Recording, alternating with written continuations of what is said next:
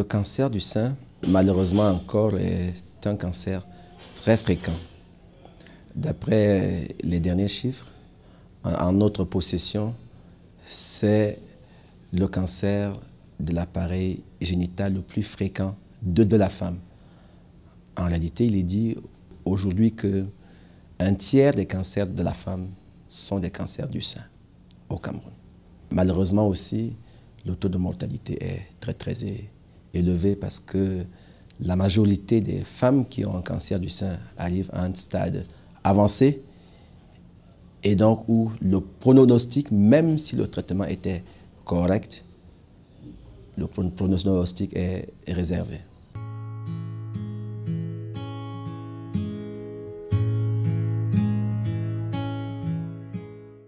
Lorsque le cancer est avancé, vous pouvez avoir un sein qui devient lourd, parce qu'il y a une boule dedans, évidemment.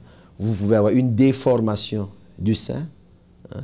Vous pouvez avoir la peau au niveau du sein qui prend la forme d'une peau d'orange. Vous pouvez avoir une blessure qui apparaît au niveau du sein, ou parfois un écoulement du mamelon qui est sanglant, qui est teinté de sang. Mais aussi, il ne faut pas exclure la douleur qui souvent est une manifestation tardive du cancer du sein.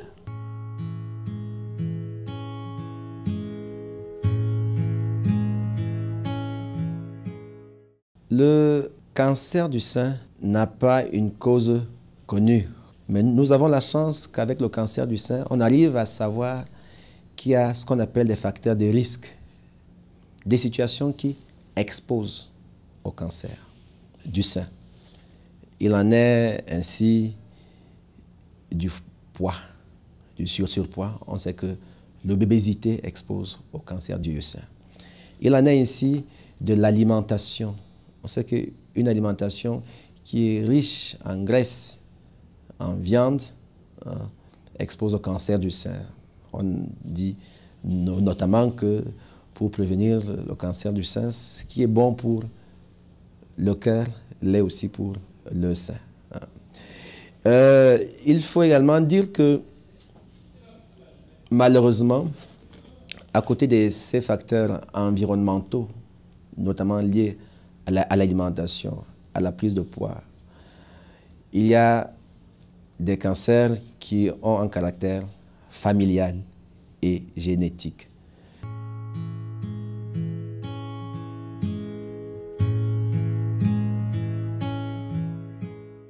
Le cancer du sein fait appel à 3 modalités thérapeutiques: la chirurgie, la chimiothérapie et la radiothérapie, en fonction du stade au moment duquel le diagnostic est fait. Pour les cancers qui sont diagnostiqués tôt, on dit souvent avec une taille de moins de 3 cm, le premier traitement, c'est la chirurgie, qui est une modalité thérapeutique qui est bien disponible à Yaoundé et à Douala, les principales villes du pays. Si vous mettez ensemble l'hospitalisation, les frais opératoires et les médicaments, la prise en charge chirurgicale se situera autour de 400 à 500 000. Et après ce traitement chirurgical, le malade sera référé chez un oncologue médical qui va appliquer un traitement qui s'appelle la chimiothérapie, qui sont des médicaments qui sont chargés de tuer les cellules cancéreuses et éviter toute récidive, car pour nous, le cancer du sein est considéré comme une maladie générale et pas simplement une maladie localisée au niveau du sein. Chez les malades qui viennent consulter tardivement, où la tumeur est grosse, où nous avons parfois des métastases, en sachant que le cancer du sein, ces métastases très vite au niveau des os, au niveau du poumon, du foie et parfois du cerveau. La première modalité thérapeutique est cette fois-là la chimiothérapie. Et dans les stades localement avancés, on ajoute également la radiothérapie. Le cancer du sein, même lorsqu'il est diagnostiqué, est guérissable. Il suffit d'avoir d'abord la volonté, et lorsqu'on a la volonté, on va aller vers les compétences qu'il faut et on va chercher les moyens qu'il faut.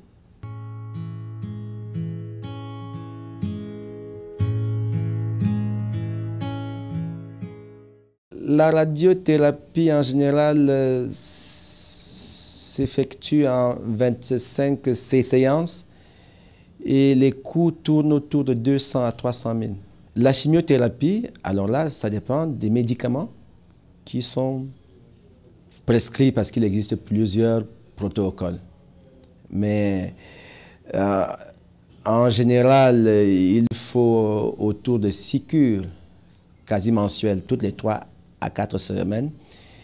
Et en fonction du protocole qui a été prescrit, ça doit varier entre 150 200 000 à plus du 1 000 millions par séance. Les médicaments ont un coût de production. Les firmes pharmaceutiques sont créées pour faire des bénéfices. Et donc, il faut trouver le moyen de subventionner ces médicaments, ce qui est déjà un peu fait par le Comité national de lutte contre le cancer et certaines associations comme la Sochimio, mais c'est largement insuffisant. Et donc, on a beaucoup de gens qui nous reviennent après à des stades avancés alors que le diagnostic avait été fait tôt parce qu'ils ont dû avoir recours à des solutions qui ne sont pas efficaces, mais faute de moyens, ils n'avaient pas de choix. Aujourd'hui, nous avons des médecins qui sont spécialisés en chirurgie reconstructive du sein, c'est-à-dire qui arrivent à nous fabriquer un sein artificiel. Nous avons notamment un médecin à l'hôpital gynéco-obstétrique et pédiatrique de Yaoundé qui vient d'être formé dans cette spécialité précise. Si on met ensemble l'hospitalisation, les frais opératoires et les médicaments, je crois qu'on va se situer au moins autour de 200, 300 à 400 000 francs. Nous recevons dans cet hôpital environ 65 à 80 cancers du sein chaque année, mais nous n'arrivons à prendre en charge qu'une vingtaine.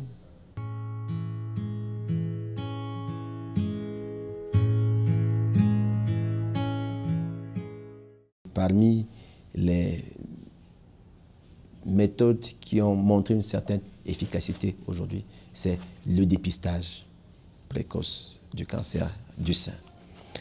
Et ce dépistage se fait par des mesures simples.